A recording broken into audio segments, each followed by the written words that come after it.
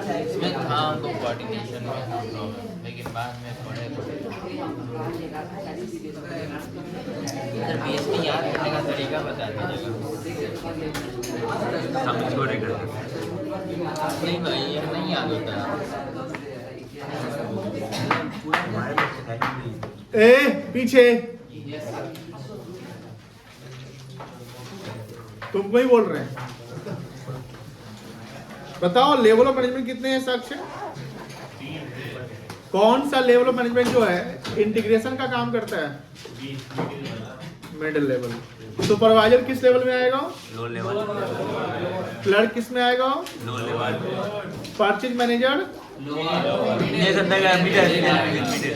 CEO, top MD, top.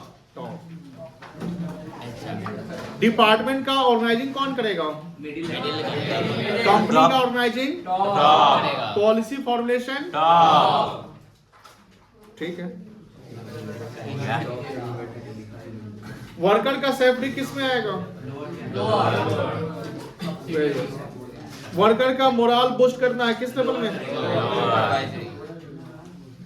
Department को coordinate करना है। चलो सही है। अब एक टॉपिक है कोऑर्डिनेशन, ध्यान से समझिएगा पूरा। ये हमारा लास्ट टॉपिक है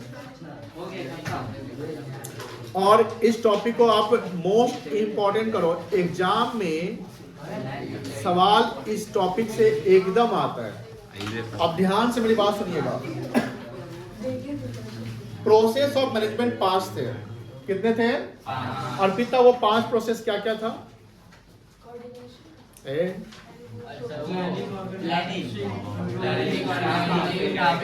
बताओ तो साहिल, तुम प्रोसेस ऑफ मैनेजमेंट 5 से कितने क्या क्या नाम था?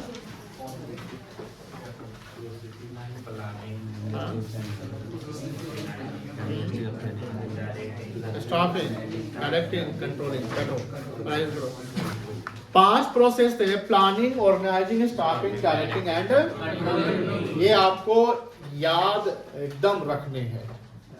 मतलब जैसे आप 12th में इन करते हैं ये 5 चीज याद रखना ही है। और आप याद नहीं रखते हैं तो समझ लीजिए 12th में आप क्या कर रहे हैं। ठीक है। अब apart from 5 process of management, एक सबसे इंपॉर्टेंट मैनेजमेंट का एक इसेंस, ये काफी इंपॉर्टेंट वर्ड कोऑर्डिनेशन के साथ अप्लाई होगा। इसेंस मतलब इंपॉर्टेंट, क्रूशियल, वो है कोऑर्डिनेशन। मतलब कि without coordination management can't go achieve the goals. Goal को अचीव करना है तो कोऑर्डिनेशन होना चाहिए। जैसे आपने मिडिल लेवल का फंक्शन पढ़ा, तो मिडिल लेवल का फंक्शन आपने पढ़ा कि ये हर डिपार्टमेंट को कोऑर्डिनेट करता है। कोऑर्डिनेशन कॉन्टिन्यूअस एक्टिविटी होना चाहिए, मतलब वन टाइम नहीं, continuous until the goal achieve. मतलब कि तालमेल जो है वो आपको लगातार कॉन्टिन्यूअस रखना है जब तक कि गोल अचीव ना हो। जैसे एग्जांपल प्रैक्टिकली समझिए, हमने कल भी प्रैक्टिकली समझाया था कि अल्टीमेट कंपनी को प्रॉफिट कब होता है? जब ज्यादा से ज्यादा सेल्स करोगे तब, अच्छे से अच्छे मार्केटिंग करोगे तो। आजकल मार्केटिंग स्ट्रेटजी बहुत इंपॉर्टेंट है। कभी कभी क्या होता है कि मार्केटिंग अगर आपका अच्छे से नहीं हो पाता है तो आप कस्टमर तक रीच नहीं कर पाते, यानी कस्टमर को वो मैसेज नहीं जा पाता है कि आपका प्रोडक्ट मार्केट में आया है। जैसे कोई प्रोडक्ट लॉन्च करना है तो कस्टमर को इन्फॉर्मेशन जाएगा ना, तो कस्टमर को इन्फॉर्मेशन जाना है तो आपको क्या करना पड़ेगा? मार्केटिंग। तो उसके लिए देखो कस्टमर मीटिंग होता है, एजेंट्स मीटिंग होती है, जो लोकल हमारे जो वेंडर्स होते हैं उन सबको बुलाया जाता है, उन सबको कभी कभी गिफ्ट और ऑफर दिया जाता है। गिफ्ट दिया जाता है कि भैया आइए आप लोग का एक गेट टुगेदर हम लोग करेंगे। यानी टॉप मतलब कि डिपार्टमेंट क्या होता है, रीजन वाइज क्या करते हैं, गेट टुगेदर होते हैं। गेट टुगेदर की जो उस रीजन के जितने भी वेंडर है, कौन है वेंडर? वेंडर तो सेलर है, उन सबको बुलाया जाता है, छोटा छोटा पुरस्कार गिफ्ट दिया जाता है। फिर उनका एक परफॉर्मेंस अप्रेजल होता है। परफॉर्मेंस अप्रेजल का मतलब होता है कि चेक किया था कि हमारे किस वेंडर ने सबसे अधिक सेल किया, तो उसका रैंकिंग किया जाता है कि टॉप 3 वेंडर को हम लोग थोड़ा सा कैश देंगे या कोई इनाम देंगे। उसके अलावा मोटिवेशन, और ध्यान रखिएगा गेट टुगेदर में खाना वगैरह जरूर होता है। खाना में नॉनवेज वेज सब रहता है, क्योंकि भैया जब तक आप मन को और पेट को खुश नहीं करेंगे वेंडर आपका काम नहीं करेगा। मेरी बात समझ में आ रही है? अब ये बात होती है कि इस मार्केटिंग में एक्सपेंडिचर्स होते हैं, मार्केटिंग क्या होते हैं, खर्च होते हैं, ये सारा खर्च जो है वो सब प्रोडक्ट पे ही अप्लाई होता है। अब मार्केटिंग हमने बढ़िया से कर दिया तो सेल्स डिपार्टमेंट का काम है कि जो मार्केटिंग,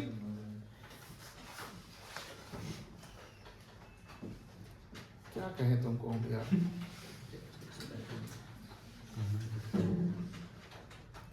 सब लोग उनको देखिए, वो चेहरा को देखने लायक महागधा है। अब शांति से चुपचाप देखो, बात नहीं करो। हाँ, कहां पर के मार्केटिंग में देखो, सुनोगे प्रॉपर तो समझ में आ जाएगा।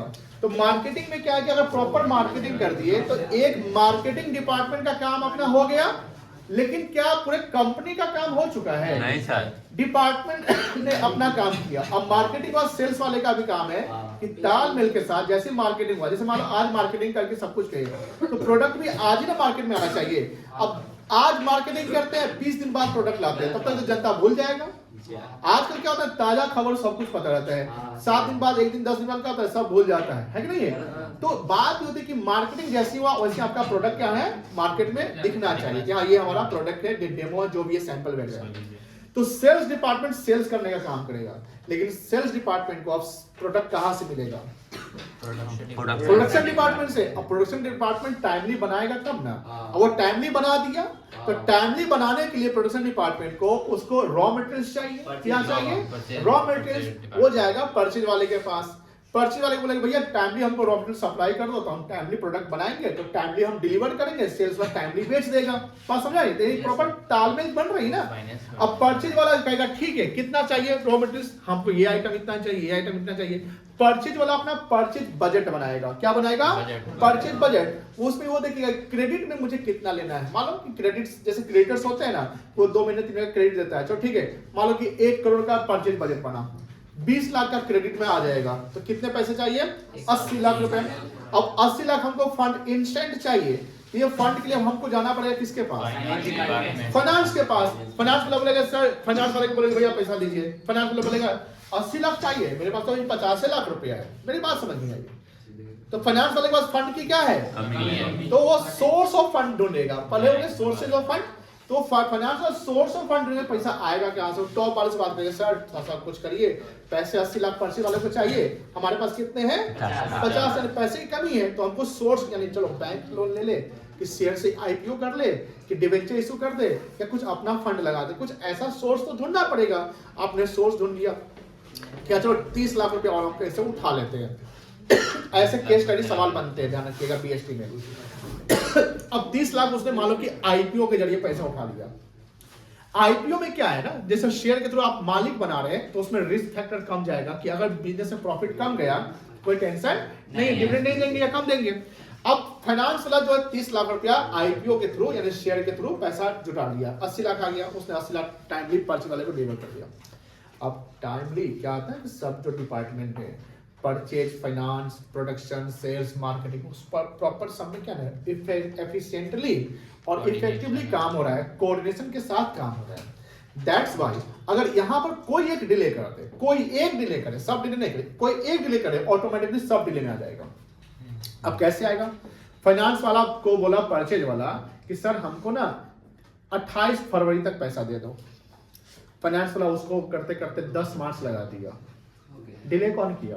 अब परचेज वाला को पैसा 10 मार्च को मिलेगा, तो परचेज सामान कब खरीदेगा? 10 मार्च को सामान आएगा। परचेज वाला सामान अब 10 मार्च को आएगा, तो प्रोडक्शन वाला को 10 मार्च को देगा। तो प्रोडक्शन को तो 28 को चाहिए था, तो purchase, finance late, purchase late, production late, sales late, marketing वाला उधर मार्केटिंग 28 फरवरी कर दिया था। अब मार्केटिंग वाला 28 फरवरी को मार्केटिंग कर दिया, तो कहेगा यार सारा काम खराब कर दिया तुम लोग लेट करके। कभी कभी ऐसा होता है कि पहला दूसरा आदमी प्रॉपर काम कर लिया, पीछे वाला या जो उसका जो लिंक में जो है वही काम गड़बड़ करता है, तो आगे वाला कोई फायदा होगा? नहीं फायदा होगा। फायदा कब होगा? जब ग्रुप में टीम वर्क के साथ काम होगा। दैट्स व्हाई मैनेजमेंट क्या है? ग्रुप एक्टिविटी पढ़ेंगे आप। तो एसेंस ऑफ मैनेजमेंट में क्या है? कोऑर्डिनेशन हमारा एकदम एसेंस है, क्योंकि ये गोल को अचीव करने में हेल्प करता है, ये हमारी एफिशिएंसी को इंप्रूव कराता है, ये कोऑपरेट करता है एक दूसरे को। कॉन्टिन्यूअस एक्टिविटी होता है। जब ये सब चीजें होंगे तो कहीं ना कहीं कोऑर्डिनेशन और मैनेजमेंट का गोल अचीव हो जाएगा। कोई दिक्कत नहीं है। अब पढ़िए कोऑर्डिनेशन का meaning.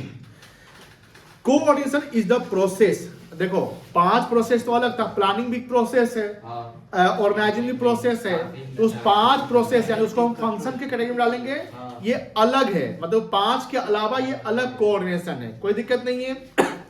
Coordination is the process of integrating. Integrate मतलब क्या होता है? मतलब कि मिलाना, जोड़ना, and synchronising the efforts of individual and departments to achieve the common organisational goals. हर इंडिविजुअल का एफर्ट अगर हम टुगेदर एक साथ करेंगे तो किसका गोल अचीव होगा? It ensures that all the activities within the business function smoothly and efficiently. Coordination is required at all the levels. सब जगह, मिडिल में भी, लोअर में भी। मान लो कि प्रोडक्शन डिपार्टमेंट जो 100 वर्कर काम करता है, उस 100 के बीच में कोऑर्डिनेशन होना चाहिए, नहीं होना चाहिए? वो भी होना चाहिए। Of management and in every function मतलब वही 5 फंक्शन। प्लानिंग में भी कोऑर्डिनेशन होना चाहिए, ऑर्गेनाइजिंग में भी, स्टाफिंग में भी, डायरेक्टिंग में भी और कंट्रोलिंग में भी। Essence of coordination in management. Coordination is often called the essence of management. यानी कोऑर्डिनेशन को क्या कहा जाता है? यानी पूछा जाएगा सवाल कि essence of management को एक्सप्लेन करिए, वो कोऑर्डिनेशन वर्ड नहीं लिखेगा। essence of management को एक्सप्लेन करिए तो first of all essence of management क्या मानेंगे आप? Coordination. Because it requires at every aspects of management, it is not a separate function, but it is but an integral part of all the managerial activities. मतलब कि planning, organising, staffing, directing, controlling, इस सब में coordination जरूरी है। यानी कहीं ना कहीं कोऑर्डिनेशन जो है ये 5 फंक्शन का एक इंटीग्रल पार्ट है। इंटीग्रल पार्ट मतलब इंटीग्रल का मतलब क्या होता है? उससे जुड़ा हुआ, उसका अभिन्न अंग है जिसको आप सेपरेट नहीं कर सकते। अगर कोऑर्डिनेशन को सेपरेट कर दिए तो फिर कुछ नहीं होगा। प्लानिंग जब होता है तो प्लानिंग मेंटल एक्सरसाइज होता है, प्लानिंग में पॉलिसी फॉर्मुलेशन होता है, स्ट्रेटजी मेकिंग होता है, कैसे गोल अचीव करना, यानी प्रेजेंट में बैठकर फ्यूचर के बारे में सोचना, प्रेजेंट में बैठकर फ्यूचर के बारे में सोचना और फ्यूचर के बारे में कोई बजट बनाना, पॉलिसी बनाना, प्रोडक्ट डिजाइनिंग करना, कलर करना, मार्केट शेयर को अचीव करना, कैसे बात करना है, किसी को कन्विंस करना, ये सब प्लानिंग का पार्ट है। और इस सब चीज में कोऑर्डिनेशन चाहिए, क्योंकि प्लानिंग टॉप लेवल से शुरू होता है, लेकिन प्लानिंग सिर्फ टॉप लेवल नहीं होता है। सबसे अधिक प्लानिंग टॉप में होता है, लेकिन मिडिल वाला भी अपना प्लानिंग तो करेगा ना, लोअर वाला भी तो अपना प्लानिंग करेगा ना, सब अपना प्लानिंग करता है। तो उस प्लानिंग में भी कोऑर्डिनेशन मौजूद होता है। जब आप स्टाफिंग करते हो ना, यानी कहीं ना कहीं we can say that coordination is the integral part of the all functions of management. Without coordination all functions can't do that. Without coordination management can't achieve the goal. That is the essence of management. आगे क्या लिखा हुआ देखिए, the key reasons why the coordination is essential. यानी essence of management के क्या कारण, मतलब coordination अगर essence of management है तो क्यों है, why? ये इंश्योर करता है यूनिटी, एकता।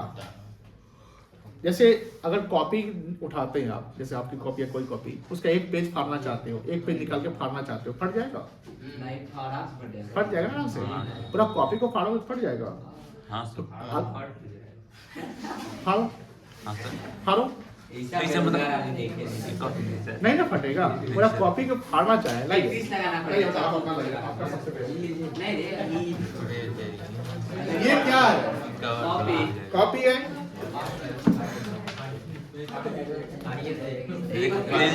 ये क्या है?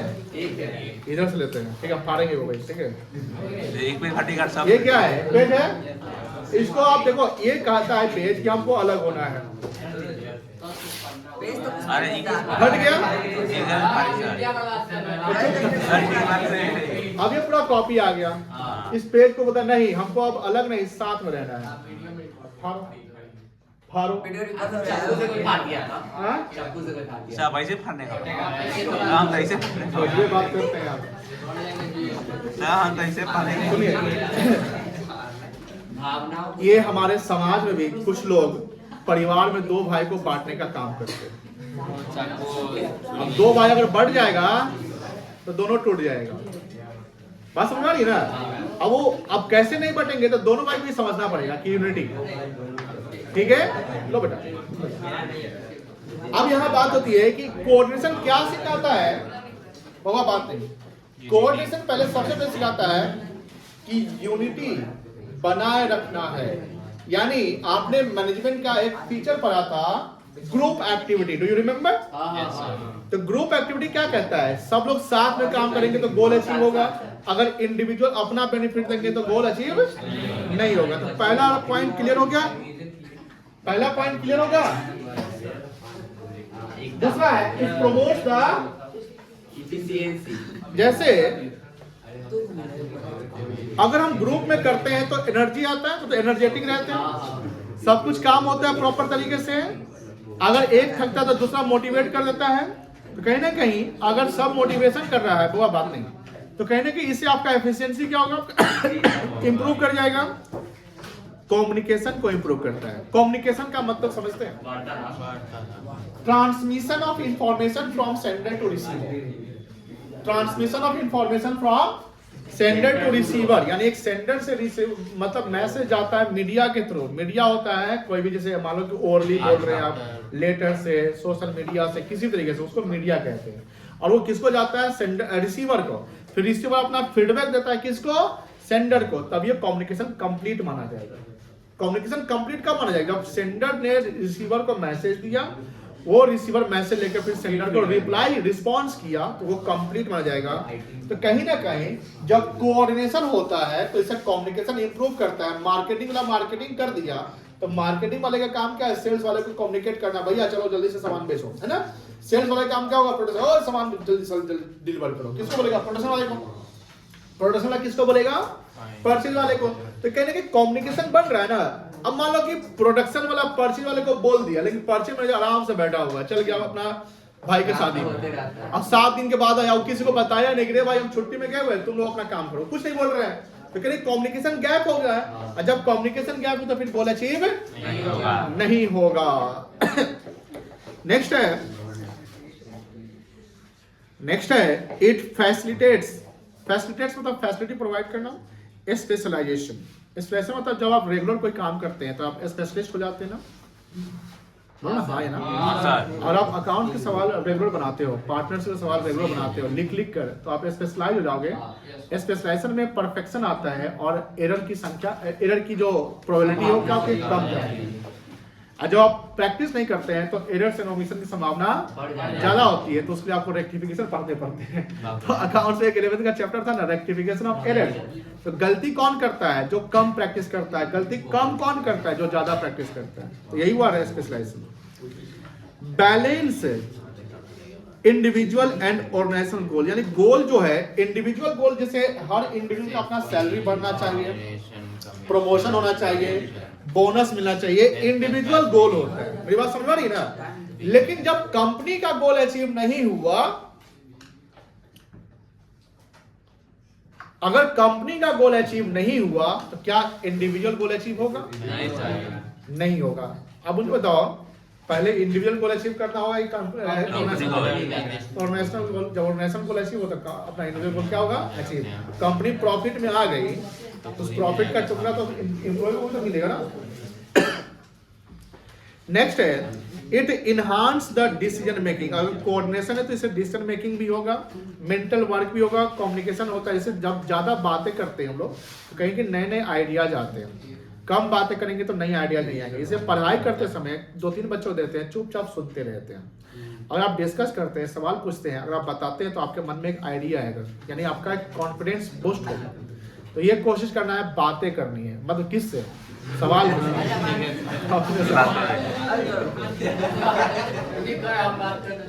भाई हमसे सवाल पे बात करोगे, अलग नहीं। भाई बात नहीं करना, इधर वाला बात करना है। चलो, इट इनकरेज समझते हैं ना। हाँ सर, प्रोत्साहित करना, टीम वर्क, वही मतलब कि ग्रुप एक्टिविटी कह सकते हैं, यूनिटी। नहीं पड़ता। क्या रिसो, क्या हाल? ये तो और आगे देखो, it ensures the adaptability to change.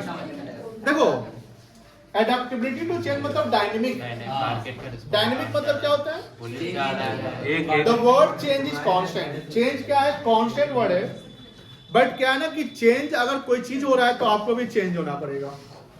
कुछ चीज चेंज नहीं हुआ मार्केट में तो वो फेल हो गया। कुछ एग्जांपल बता सकते हैं? हाँ सर। नोकिया और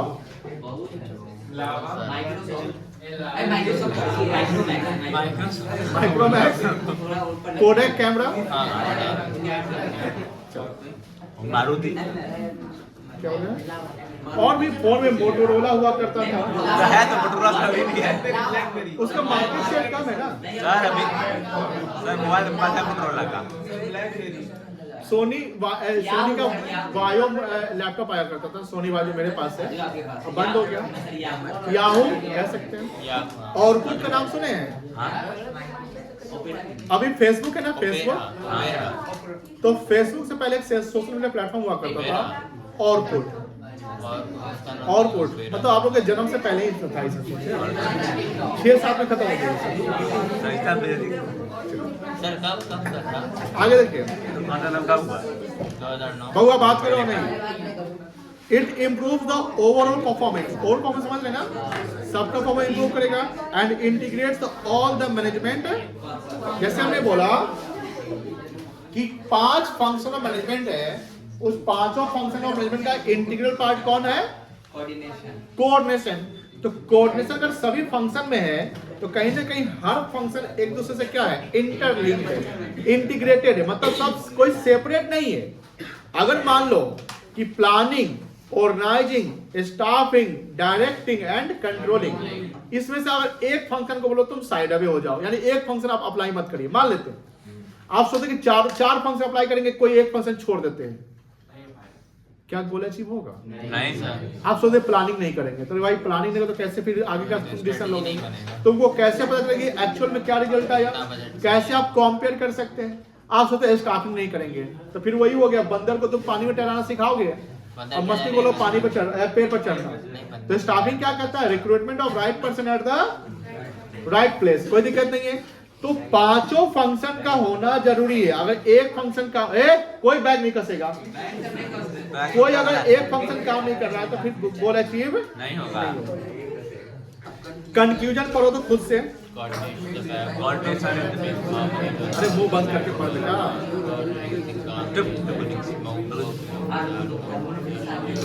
शांति, मित्रता, सद्भाव,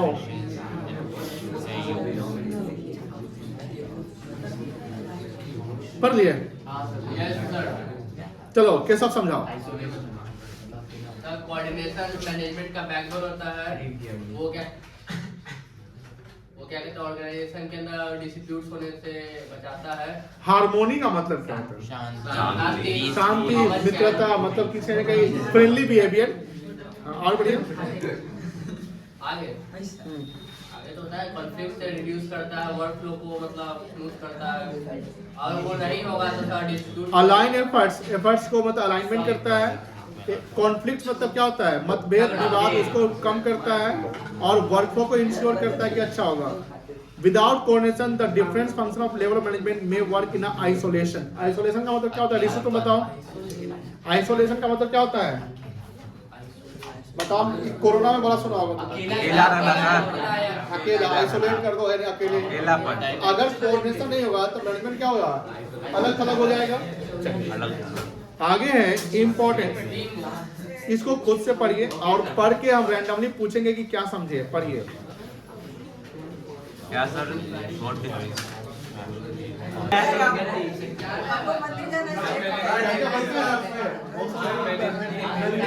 सर आपने करेगा हाथी नहीं बनता है, राक्षस बनता है। सर आपने महाशिवरात्रि करिएगा और आपने महाशिवरात्रि करिएगा। हाथी बोल रहा है। आप महाशिवरात्रि नहीं करिएगा। प्रणाम कर लेंगे महादेव। सर ऐसे तो पर करेगा।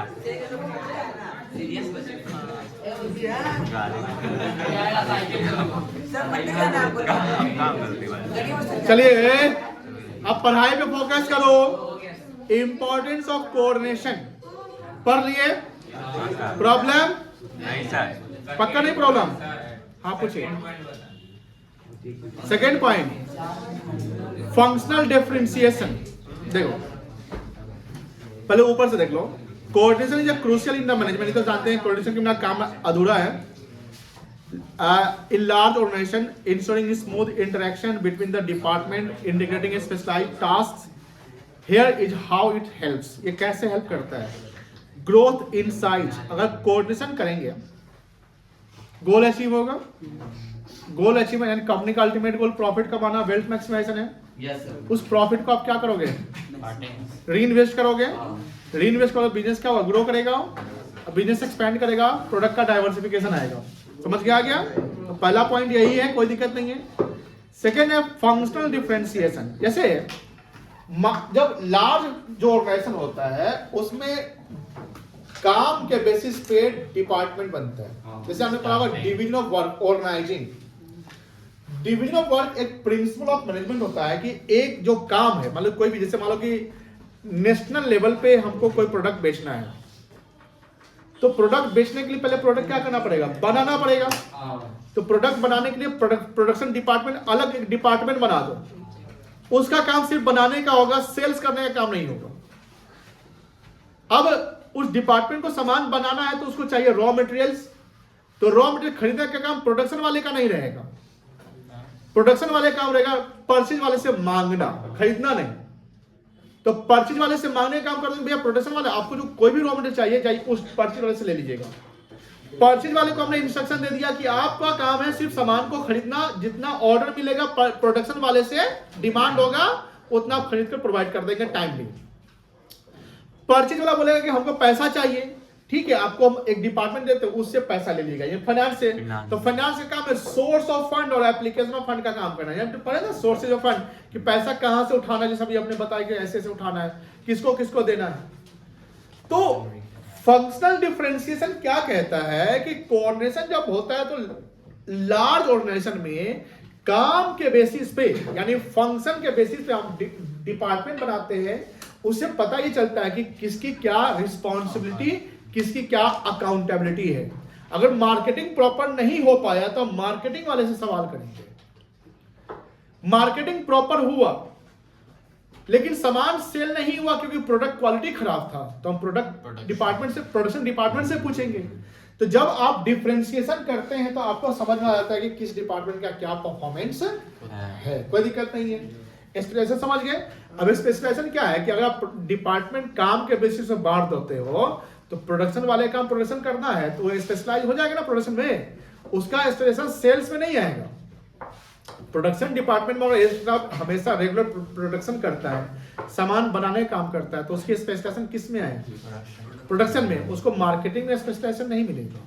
एक चार्टर्ड अकाउंटेंट फाइनेंस में प्रॉपर काम कर लेगा लेकिन चार्टर्ड अकाउंटेंट को बोलेगा भैया आप मार्केटिंग संभाल लीजिएगा, हो सकता है उससे मार्केटिंग प्रॉपर ना हो पाए. क्योंकि मार्केटिंग करना और फाइनेंस का काम करना दोनों सेम नहीं है, अलग अलग है, लेकिन एक ही कंपनी का दोनों काम है. रिलायंस इंडस्ट्री, टाटा, जो बड़ी बड़ी कंपनियां, एप्पल, माइक्रोसॉफ्ट, ये सब कंपनी है, इसमें कितने सीए, कितने एमबीए, कितने साइंटिस्ट, सब लोग हैं, लेकिन सबको काम के बेसिस और क्वालिटी, एक्सपीरियंस, नॉलेज के बेसिस पे काम बांटा गया है. बिकॉज उसमें वो स्पेशलाइज्ड होते हैं. एक चार्टर्ड अकाउंटेंट फाइनेंस में स्पेशलाइज होता है, उसको वो काम देता है. एक जो मान लो एमसीए वगैरह करता है, जो कोई कंप्यूटर का स्पेशलाइज के ले लिया, उसको कंप्यूटर से रिलेटेड काम देता है. मेरी बात समझ आ रही है? ये हो गया आपका स्पेशलाइजेशन. कोई दिक्कत नहीं है. ये नेचर ऑफ मैनेजमेंट का एक फ्लो चार्ट है. जब आप फेयर नोट करेंगे तो इसको भी ड्रॉ करेंगे और ये आप बाय टुमारो आपको सबमिट करते हैं. अभी जाएंगे नहीं, छुट्टी नहीं हुई है. ये एनसीईआरटी का कुछ क्वेश्चंस है, 5 क्वेश्चन, वेरी शॉर्ट क्वेश्चन ये कर लेना है.